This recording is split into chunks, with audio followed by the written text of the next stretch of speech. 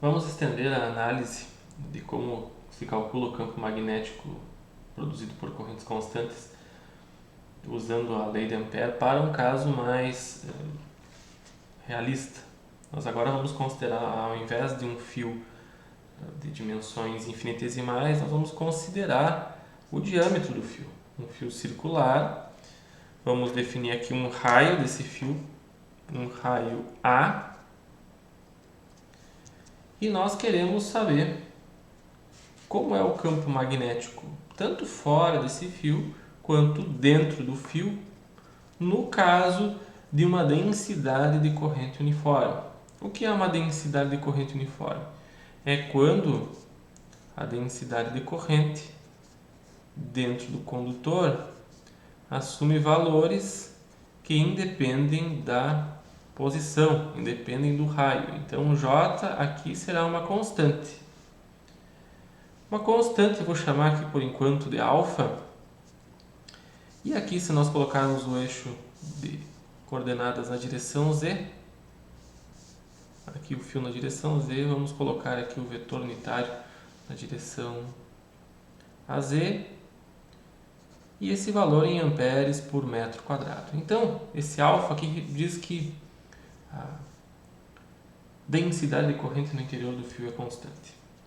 E isso então vai produzir uma corrente, que eu vou chamar aqui de I total, que vai ser igual à integral de superfície aberta de J escalar ds, onde o ds representa essa área aqui, através da qual passa a densidade de corrente. Então, as cargas passam por essa área infinitesimal, e aqui então nós podemos relacionar o J e a corrente.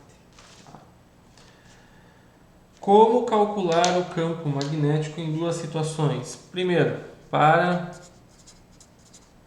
um raio ρ menor do que A.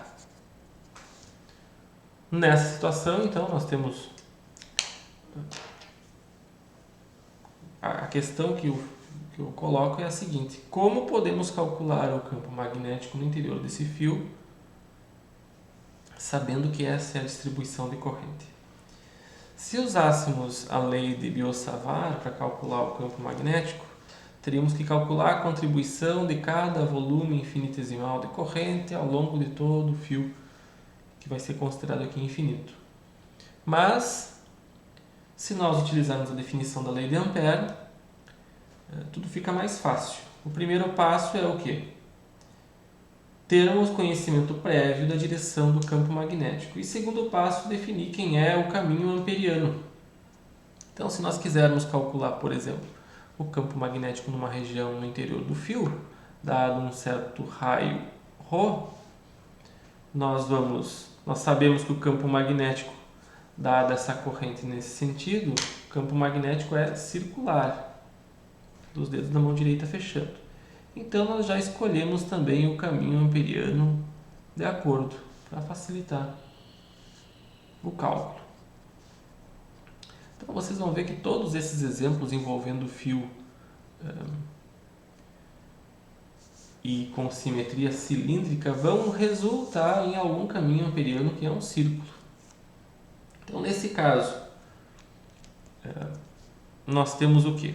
Temos um dl que já é definido, temos h que nós não sabemos qual é o valor. Então, h é um h φ na direção φ. E o dl é ρ de φ na direção φ também. Então, o lado esquerdo tem um formato muito semelhante ao exemplo do fio com dimensões desprezíveis. O que falta aqui é calcular o lado direito, qual a corrente total. Bom, se nós temos que a corrente total é I, nós precisamos, para calcular o campo magnético nessa região aqui, calcular a corrente que passa por essa região. Porque a lei de Ampère diz que a integral de caminho fechado de H escalar dl é igual à corrente total contida aqui dentro. E nós não sabemos quem é a corrente total contida aqui dentro. Só quando o raio for A. Aí sim nós sabemos que a corrente é I. Mas antes disso não. Então, antes disso, nós precisamos calcular a densidade de corrente ou definir qual é a relação de A com a corrente. Se a corrente é uniformemente distribuída, esse valor do alfa é uma medida em amperes por metro quadrado. Então, se nós temos I amperes em toda essa área, se nós dividirmos I amperes pela área do círculo, que é π vezes A ao quadrado, nós temos o valor do alfa. Então, o alfa vai ser a corrente total, amperes, dividido por π raio ao quadrado. Então, aqui não fica difícil de determinar esse valor, porque a distribuição, esse valor do alfa é constante.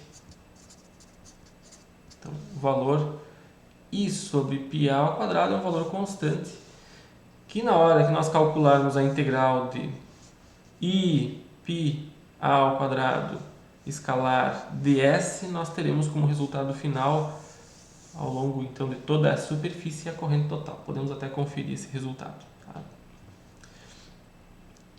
Mas então, aplicando a lei de Ampère,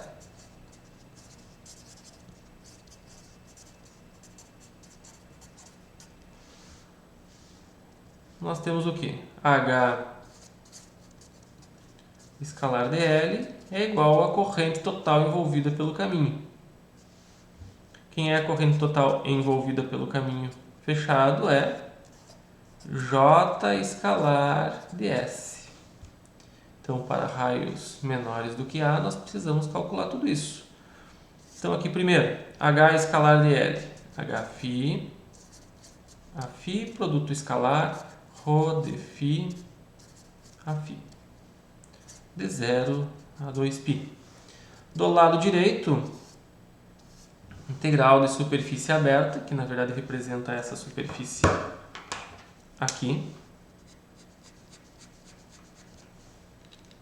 A integral de superfície aberta, J é alfa a z, então aqui é corrente sobre π a ao quadrado, a z, produto escalar ds. Quem é o ds que representa essa superfície?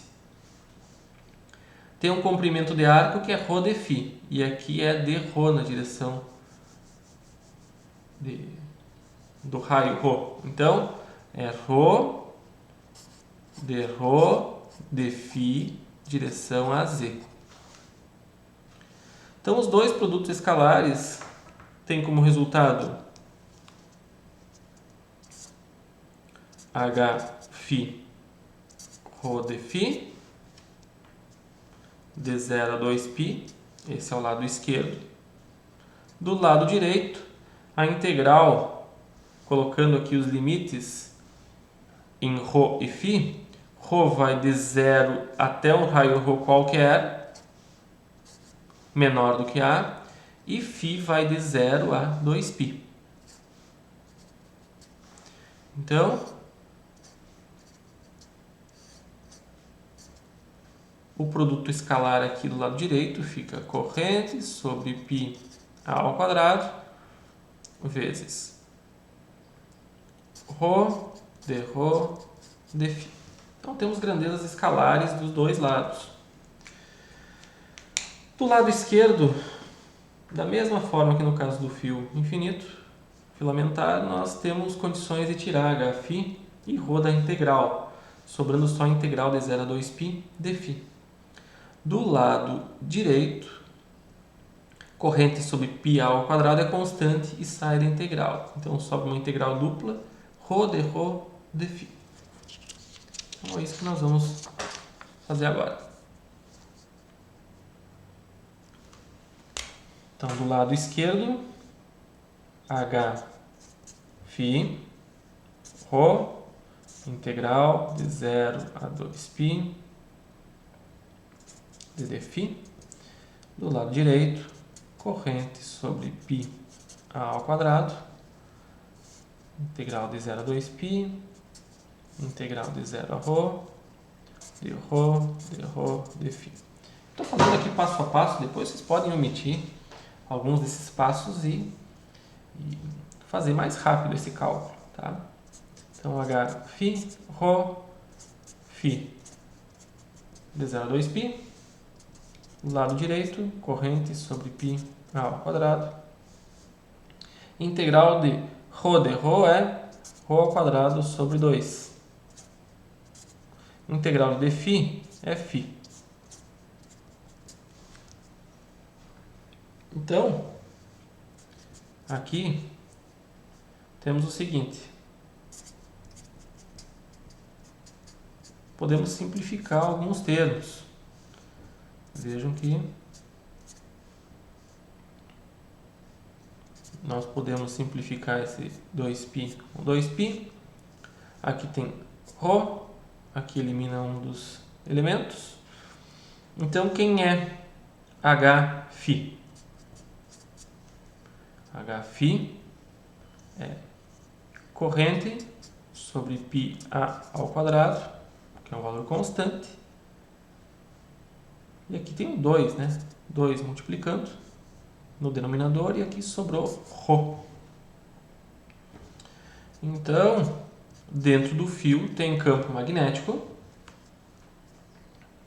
E esse campo magnético tem valor corrente sobre 2πa ao quadrado vezes Rho, direção a φ. Então, o que nós podemos dizer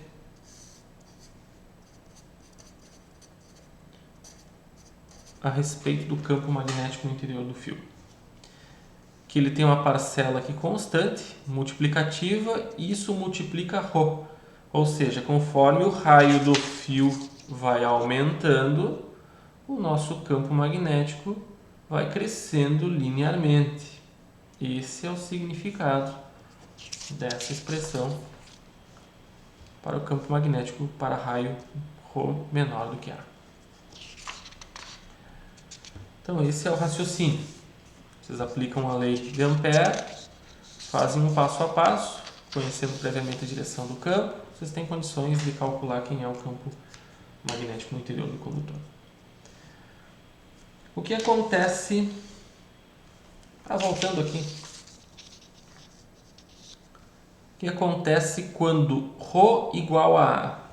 Quando nós estivermos na borda do fio. Quando Rho é igual a A. Quando Rho é igual a A, temos corrente sobre 2πa. Então, aqui cancelam esses termos. Sobra corrente sobre 2πa a φ. Então, na borda do condutor, nós teremos o maior valor de campo magnético. Tá? Isso é bem importante, nós já vamos ver o significado disso. Tá? Então, se vocês entenderam esse raciocínio para Rho menor do que A, não é difícil de estender o raciocínio para Rho maior do que A. Então, para Rho maior do que A, é muito mais simples, porque no problema eu já dei a corrente total. Tá? Se eu não tivesse dado a corrente total, fosse só alfa a z, teria que primeiro então calcular a corrente total que passa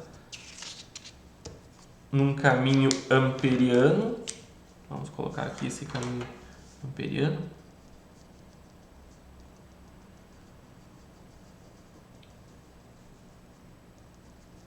Então, para Rho maior do que A, qual é o valor do campo magnético? O lado esquerdo, vocês vão ver que tem sempre o mesmo formato. Então, o lado esquerdo sempre vai ser H escalar de L, sempre teremos H com uma componente na direção φ e um dl também, considerando um deslocamento infinitesimal na direção φ. Isso é igual.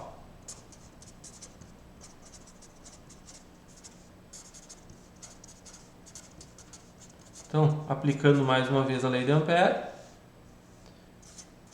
H escalar dl é igual à corrente total envolvida pelo caminho, que é igual a I. Ela já foi definida antes. Então, aqui facilita um pouco a nossa vida. Então, quem é H?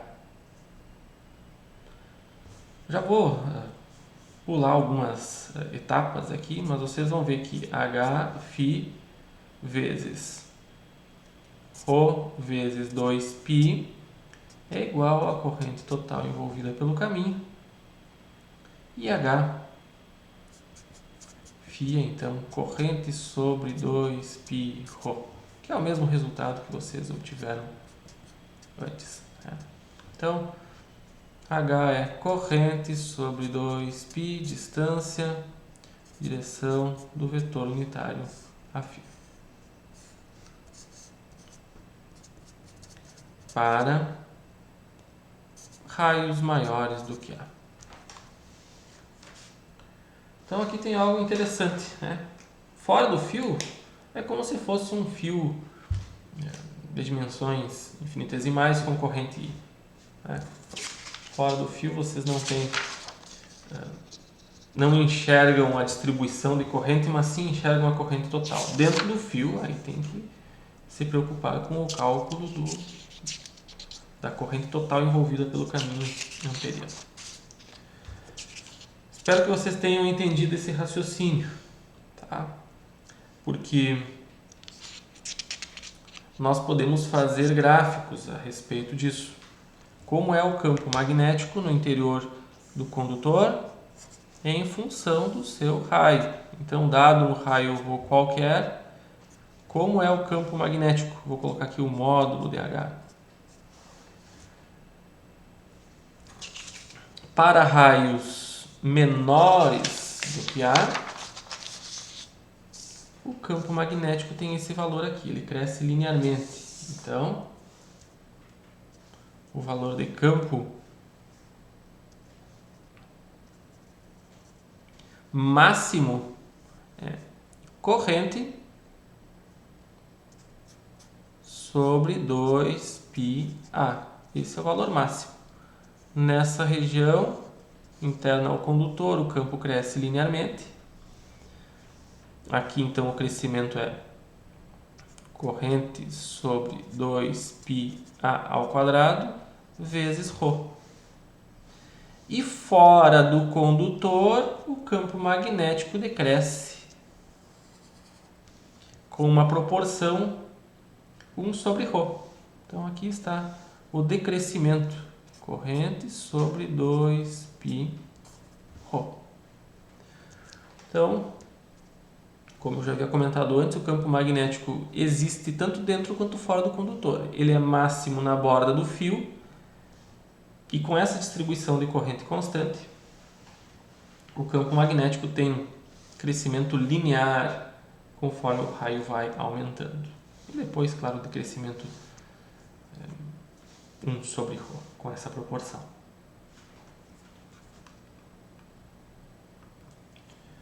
A pergunta que eu coloco agora é a seguinte: será que temos condições de determinar a validade também da expressão diferencial da lei de Ampère nesse caso? Para isso nós precisamos calcular o rotacional de H. Então, vamos adiante. Vamos colocar então essas duas situações para Rho menor do que A. O que acontece nessa situação?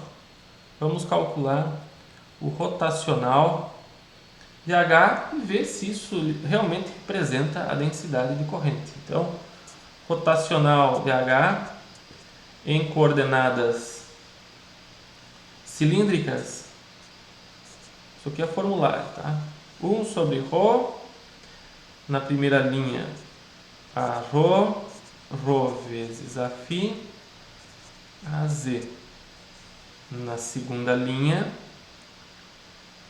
derivadas parciais com relação a Rho, φ e Z. Terceira linha, componentes do campo. Então, para Rho menor do que A, vejam aqui que só tem componente na direção φ. E é corrente sobre 2πa ao quadrado que multiplica ρ. Então, corrente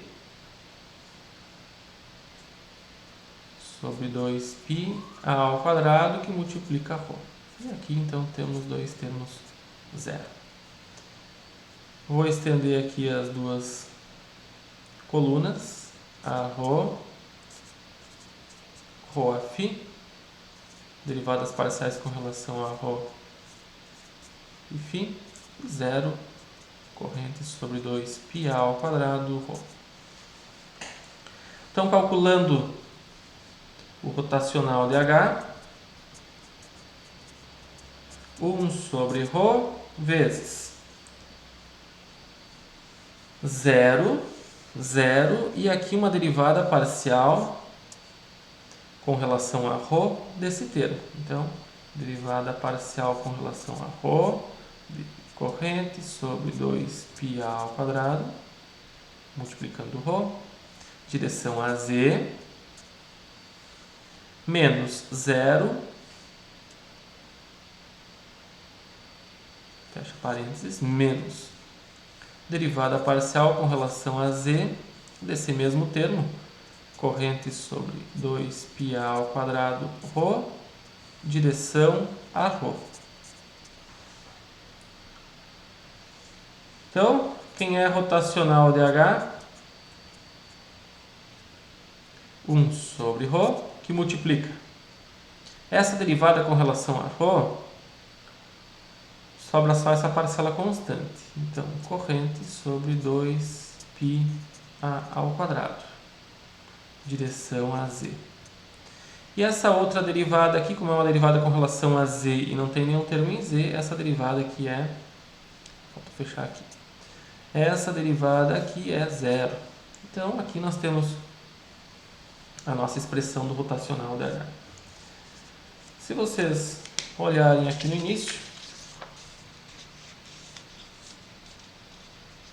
vocês terão, então, uma forma de comparar as respostas.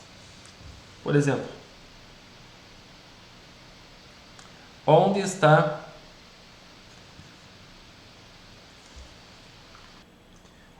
J na expressão anterior? Vamos ver se eu coloquei tudo certo aqui. Um detalhe. Peço que corrijam, por favor. Aqui tem um ρ multiplicando o termo do denominador também. Então, aqui vai ficar um ρ ao quadrado. Tá? Então, aqui fica ρ ao quadrado, aqui fica ρ ao quadrado. E aí, na hora de calcularmos a derivada, fica 2ρ. Então, aqui fica 2ρ. E agora sim o resultado vai fechar. Tá? Porque esse 2ρ aqui cancela com esse 2ρ aqui.